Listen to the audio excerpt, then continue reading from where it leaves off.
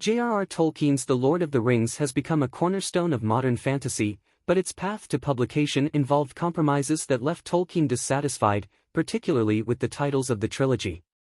Here's a closer look at his reservations. The necessity of division. Originally conceived as a single novel, The Lord of the Rings was split into 3 volumes at the behest of Tolkien's publisher, Allen and Unwin. This was a strategic move to better market a lengthy and complex work, but it meant Tolkien had to create fitting titles for each part. Ultimately, he settled on The Fellowship of the Ring, The Two Towers, and The Return of the King, but his feelings about these titles were mixed. The Fellowship of the Ring, a compromise.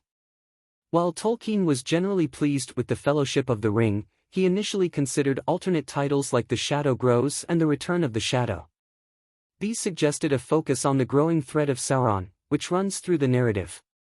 The final title, however, emphasized the bond among the protagonists and captured the spirit of the first volume, which was lighter in tone compared to its sequels. Ambivalence towards The Two Towers. Tolkien expressed the most dissatisfaction with The Two Towers. He found it difficult to pinpoint which two towers the title referred to, admitting the ambiguity could apply to multiple interpretations, including Isengard and Barad-dûr or Minas Morgul and Orthanc.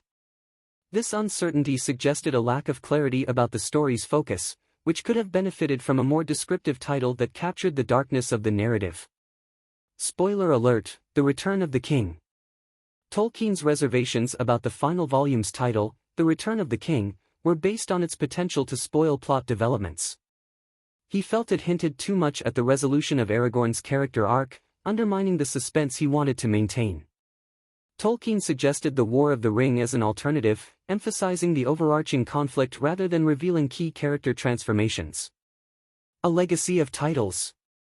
Despite Tolkien's misgivings, the titles he ultimately accepted have become iconic, largely thanks to Peter Jackson's successful film adaptations, which retained these names. Tolkien was a perfectionist who frequently questioned his choices, yet the trilogy's titles have resonated with fans, becoming inseparable from the stories they represent. Tolkien may not have been completely satisfied with his trilogy's titles, but they undeniably contributed to the enduring legacy of The Lord of the Rings, influencing generations of readers and shaping the fantasy genre as we know it today.